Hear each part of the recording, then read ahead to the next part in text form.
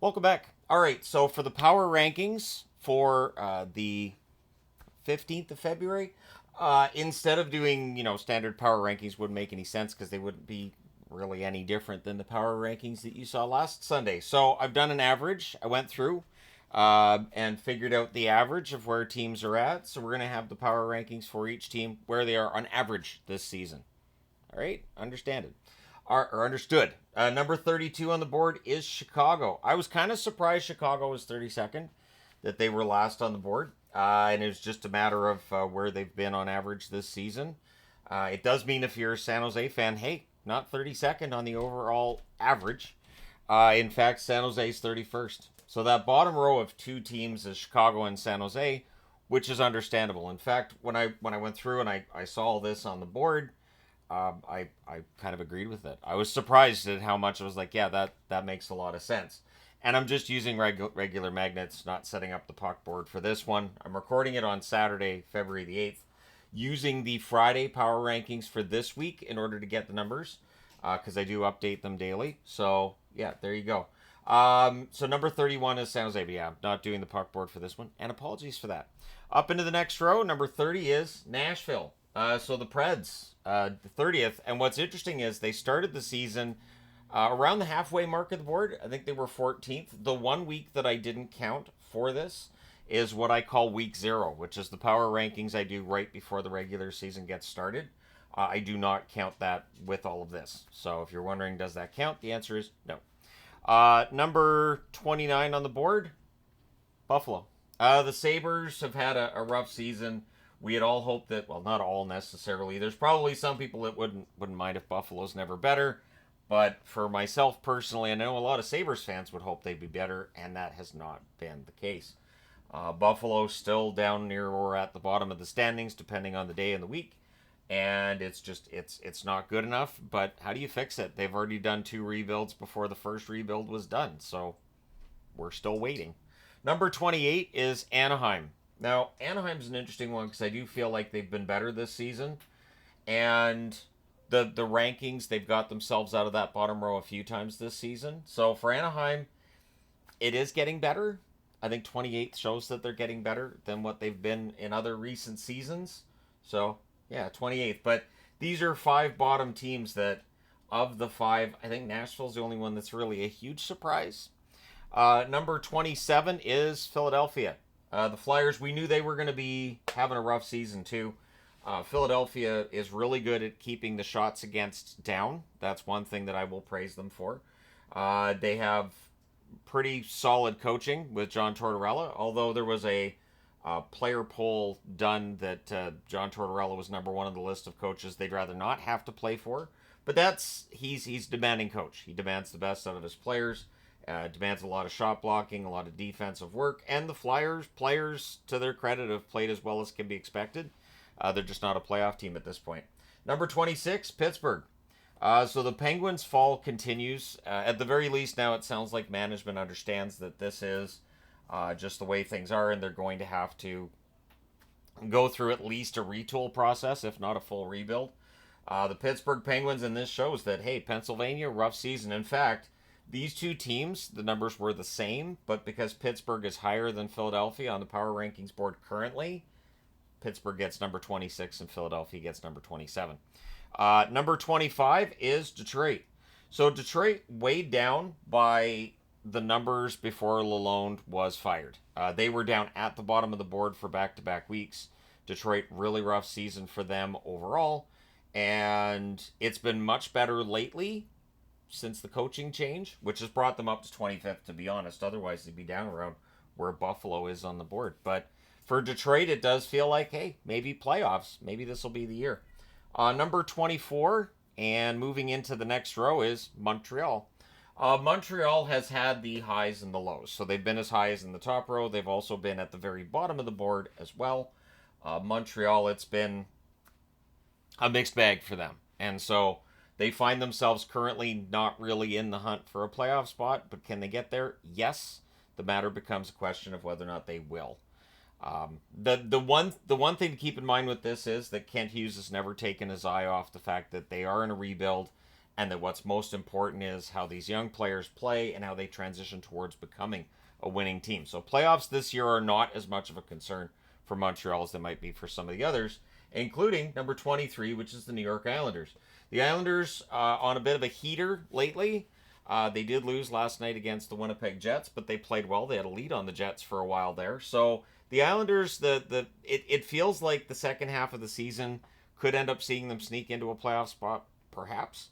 But yeah, 23 this time around for the New York Islanders. I keep wanting to say this week, and I keep looking at this paper as if it's going to tell me where teams were last week, because that's kind of what I'm used to. But anyways, yeah, 23 for the New York Islanders, and they've defied expectations before. They may do it again.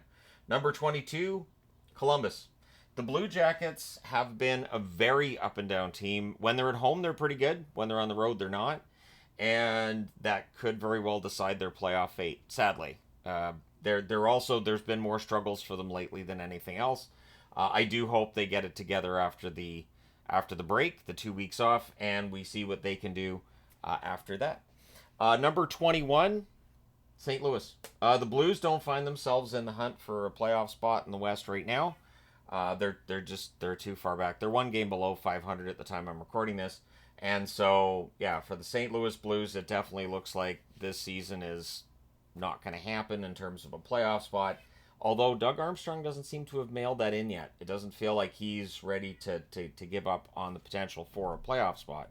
All right, number 20 on the board is Seattle. Seattle at times this season have been in the top 16 on the board, but more recently they've been in the 20s, mid-20s, sometimes the high 20s. And so for Seattle, a season where we were wondering whether or not they would bounce back, so far the answer to that question has been no. And for Seattle to really truly get back in the hunt, I think it's too late at this point, so we'll see what they do with Brandon Tanev and any of the other pending UFAs they have. Keeping in mind, once again, that Yanni Gourde as a trade option isn't really there while he's injured. At least I don't think so. We've seen players traded while they're injured before, but you don't get the same return. Number 19 is Utah. Utah flirts with being a good team, and they flirt with being a playoff level team at times, but they've had enough setbacks that they've had a hard time staying in the hunt themselves. But the West, it still feels like there's an opening there. Vancouver's not exactly, storming the gates to get into a playoff spot, and neither's Calgary. So if Utah can get hot after the Four Nations break, who knows? Number 18 is Vancouver. So with Vancouver, they've had some high points where they've been almost top 10. They've also had some low points where they're in the bottom row on the power rankings board. So it all averages out to them being 18th. The Vancouver Canucks, if they can have a strong run after, I think they'll be better off as an underdog in the playoffs than they were last year as a favorite, and they still got out of the first round last year. So it will be interesting to see what Vancouver does. Also, they're better on the road than at home, so if they start the playoffs on the road, that might be to their benefit as well. Number 17 is Boston. Boston finds themselves below the playoff line, and I think Boston should consider some sort of retool at this point. I don't know if they will or not. Brad Marchand's name started to get out there in the trade rumors because he's a pending unrestricted free agent. I would be very surprised if Marchand plays anywhere other than Boston, but I've been surprised before, so you never know. So that's the bottom half of the board. Bottom half of the board. Let me know your thoughts. I think that's pretty decent. Number 16, moving into the top half of the board, Calgary. Calgary Flames defying expectations throughout this season. Every time we go, okay, now the fade's going to start, it hasn't. So for Calgary, they just have to keep this up for another couple of months, and who knows, maybe they get that final playoff spot in the West, and they could be a dangerous team as well because they have a good goaltender in Wolf, and they have no pressure. In the playoffs, that can be a big thing. I think when Columbus knocked off Tampa Bay in 2019, I think that was part of it. Number 15, Ottawa. How good is it to see Ottawa in the top half of the board on average when we get to this part of the season where we have less than 30 games left for almost everybody? It has been a great run. If Ottawa in the end ends up barely missing the playoffs, it'll all be for naught. So Ottawa needs to keep their focus. They need to finish in the playoffs and show that they're done with the rebuild. So we can say, all right, rebuild done, expectations raised, And then in subsequent seasons, we'll see whether or not they can build themselves into being a true Cup contender. Number 14, a team that was towards the top of the board to start the season, and then, well, the crash happened. But the Rangers still 14th on average. The New York Rangers, are they going to make it or are they not? So at the time I'm recording this, of course, they lost to Pittsburgh last night, and they just haven't been able to get themselves on a run that gets them above that playoff line, and that's including a 10-game streak where they had points in all 10 games. So, Rangers, number 14. Number 13 is Colorado. Very up and down season for them. And I have no idea what to expect from Colorado come playoff time because it's going to depend on how healthy they are. They've had no Nichushkin for most of the season. Landeskog hasn't played since they won the Stanley Cup. And there's still, the question of whether or not maybe Landy comes back for the playoffs. Probably not. But it's still out there as maybe because he's still going through the rehab process. And maybe at some point soon he says, you know what, I feel good. And he goes into a game or two. And what would that do for them? Because what we witnessed with the Tampa Bay Lightning when they won their Stanley Cup in 2020 was that Steven Stamkos going out and trying to play when he really wasn't ready to play was part of what helps them winning Stanley Cup that year. They seem to be inspired by Stamkos trying to fight his way through it, and it was a feel good story, even though he barely played in that game. But I do feel like if Landeskog tries a comeback with Colorado, even if it ends up falling short, or even if he's not able to play very many games, that could be a huge emotional boost for Colorado. Number 11, LA. So the Kings average out to 11th. Sounds about right. They spent a bunch of weeks at 15th on the power rankings. They made it all the way to first. We won't talk about what happened after they became first on the power rankings, but they're not first right now, and they're 11th on the average power rankings. So, yep, here we are. Number 10, Minnesota. The Wild started the season low because the expectations were low. They defied those expectations. They moved up the board. They were actually number one in back-to-back weeks. And then things have fallen off since then. So the Minnesota Wild have been beset by injuries, tons of injuries to a lot of key guys. And that's something to watch with Minnesota as we get closer to the playoffs. Can they get healthy? Because if they can, I think they're still a contender. But they have to be healthy. Number 9, Edmonton. Edmonton's weighed down by the bad start to the season. That just appears to be how Edmonton's going to be now. One of those teams that do not start the season well. But they're ending the season pretty well, aren't they? At least at this point, it looks like they'll be ending the season pretty well. They could end up being first in the division, and then who knows what happens come playoff time. Number 8, New Jersey. So normally on the puck board, this would be top row. It's not top row now. Top 6 is top row. The New Jersey Devils have had their ups and downs, as others have had. I still think New Jersey's better than some give them credit for, and I think they're going to be dangerous come playoff time, but they're going to need Markstrom back for that.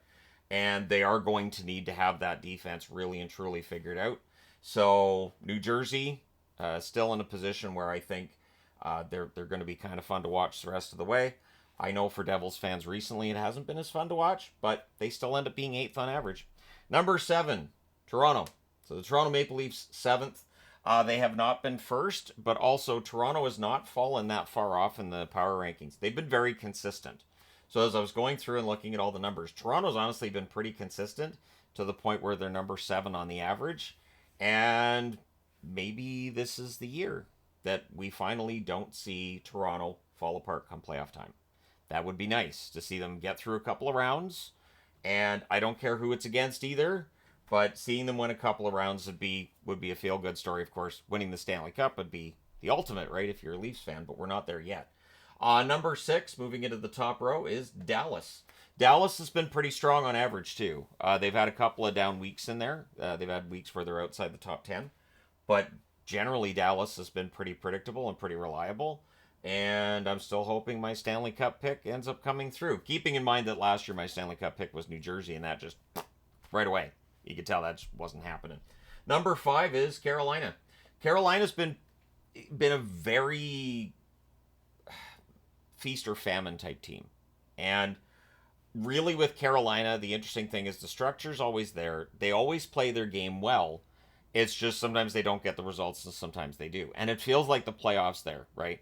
The playoffs, they manage to get to the conference final often enough that we talk about how good they can be in the playoffs, but they don't win in the conference final, so we can't talk about how great they are in the playoffs.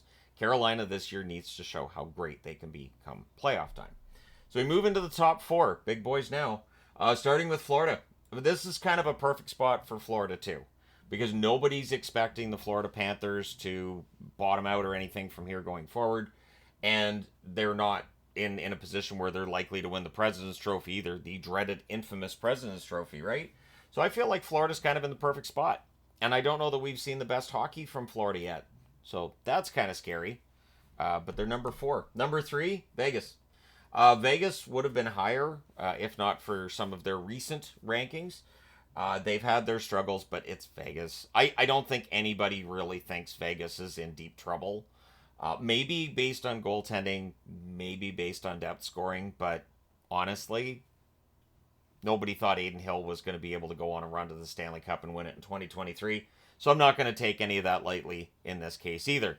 Which means that the top two teams are the predicted top two teams, right? Washington ends up second. Second on the overall rankings. What's interesting is during this season, there have been times where people have taken issue with me having the Capitals too low or maybe a little too high. The reality is that on average, they've been second. They've had some iffy weeks by their standards, but still, in the end, they're average. They're number two. Which brings us to number one. And number one on average, to the surprise of no one, is Winnipeg. So the question becomes, can Winnipeg take that 15 games they won in 1 out of 16 to start the season and really ride this momentum throughout the playoffs? Because even though they've had some downbeats, they're still light years ahead of everybody else in the Central Division. At least it feels that way. And all the pressure's on them, because if they flame out come playoff time, that's all people are going to talk about. So the Jets really need to show what they can do in the playoffs. But according to my power rankings, they've put themselves in the best position so far this season. So let me know your thoughts in the comment section below as always. Don't forget to hit like and subscribe in the event you may not have done so already. Thank you guys so much for all your support as always. I will talk to you again soon.